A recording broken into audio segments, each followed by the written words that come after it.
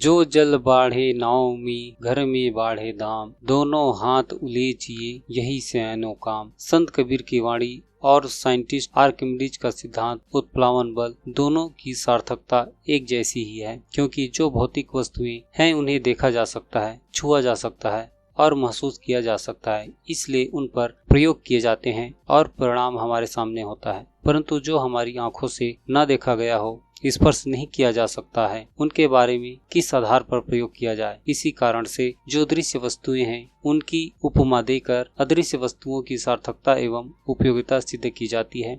चलिए इसे और अच्छे से समझने का प्रयास करते हैं। उत्प्लावन बल: जब कोई वस्तु किसी तरल पदार्थ में डूबने लगती है तो वस्तु के आकार एवं सघनता के अंतर के कारण उस पर अदृश्य रूप से एक बल लगता है, जिसे उत्प्लावन बल कहते हैं। अर्थात जो वस्तु तरल पदार्थ के घनत्व एवं आकार के अनुरूप छोटा एवं भारी होता है, वह तरल पदार्थ के तली में जाकर बैठ जाती है, और जिस वस्तु की घनत्व एवं आकार उस तरल की घनत्व से कम होती है तो वह ऊपर में ही तैरने लगती है, और यही घटना उत्प्लावन बल कहलाती है। उत्प्लावन बल वह बल है जो वस्तुओं को ऊपर की ओर उछालता है। ठीक इसी प्रकार हमारे जीवन में सुख एवं दुख की कल्पना को जोड़ने का प्रयास करते हैं। जब हमारे पास किसी कारणवश अत्यधिक प्रसन्नता एवं आनंद की अनुभव की जाती है, तब हमारी उत्सुकता बढ़ जाती है और इस खुशी एवं आनंद के पल को दूसरों को दिखाने की कोशिश करते हैं और दोनों हाथ फैलाकर प्रकृति से खुशियां मनाते हैं, और इसके बदले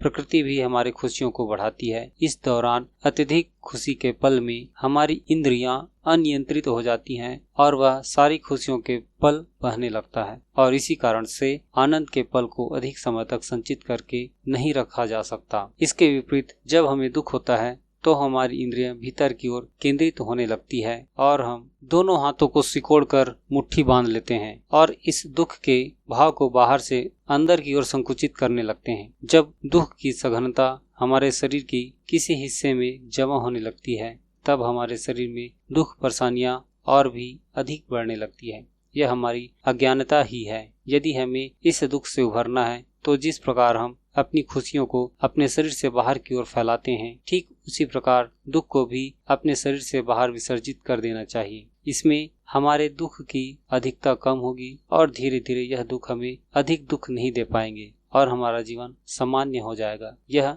बेहद रहस्यमयी घटना है हमारे जीवन के लिए। जो मनुष्य इस रहस्य को समझकर इसका उचित पालन करेगा, उसके जीवन में कभी भी दुख के कारण से अधिक परेशानी नहीं होगी। जानकारी कैसी लगी हमें कमेंट करके बताएं और हमारे चैनल को एक लाइक एवं सब्सक्राइब अवश्य ही करें और बेल आइकन को दबाना ना भूलें, क्योंकि ऐसे ही रोचक एवं ज्ञानवर्धक जानकारी आप सभी से साझा करते रहते हैं। जैसे ही कोई नया वीडियो अपलोड होगा, इसका नोटिफिकेशन सर्वप्रथम आप तक पहुंचेगा। हमारे इस प्रसंग को शुरू से अंत तक ध्यान से सुनने के लिए आप सबका एक बार फिर से बहुत बहुत धन्यवाद। परमपिता परमेश्वर आपके एवं पूरे परिवार को सुख शांति प्रदान करे।